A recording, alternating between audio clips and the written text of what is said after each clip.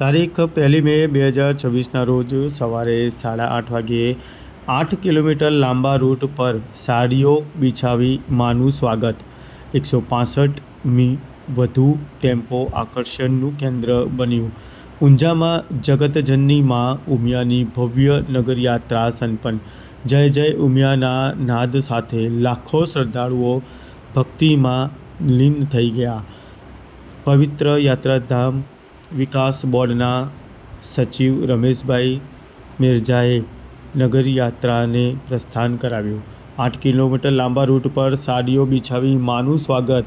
165થી વધુ ટેમ્પો આકર્ષણનું કેન્દ્ર બન્યો. કરોડો શ્રદ્ધાળુઓના આસ્થાનું કેન્દ્ર અને કડવા પાટીદાર સમાજની કુળદેવી એવા જગતજનની માં ઉમિયા માતાના પ્રાગટ્ય સ્થાપના ઊંઝામાં વૈશાખી પૂર્ણિમાના પવિત્ર દિવસે માં ઉમિયાની ભવ્ય અને દિવ્ય અને પરંપરાગત નગરયાત્રા અત્યંત હર્ષોલ્લાસ સાથે સંપન્ન થઈ છે. આ પ્રસંગે ઊંઝા શહેર જય જય ઉમિયાના નાદ ગગનભેદી નારાઓ ગુંજી ઉઠ્યા છે.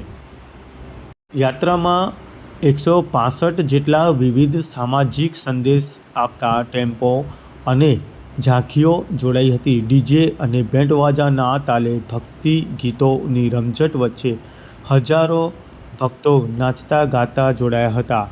નગરયાત્રાના 8 કિલોમીટર લાંબા રૂટ પર શ્રદ્ધાળુઓ દ્વારા સાડીઓ બિછાવી અને ઠેર ઠેર સુશોભિત કમાનો તથા તોરણો બાંધી જગતજનની માં ઉમિયા માતાજીનું ભાવભીનું સ્વાગત કરવામાં આવ્યું હતું. સમગ્ર ઊંઝાવાસીઓ આ કાર્યક્રમમાં હર્ષોલ્લાસ સાથે જોડાયા હતા. સાથે સાથે સોશિયલ મીડિયાના માધ્યમથી લાઈવ દર્શનની ભવ્ય અનુભૂતિ પણ કરવામાં આવી હતી. નગરયાત્રાને સફળ બનાવી માતાજીના મંદિર પરિસરમાં નવચંડી યજ્ઞનું પણ વિશેષ આયોજન કરવામાં આવ્યું હતું. સમગ્ર ઊંઝા શહેરમાં ઉમિયા માતાની ભક્તિના રંગે રંગાયું હતું અને એક અલૌકિક દિવ્ય વાતાવરણ સર્જાયું હતું.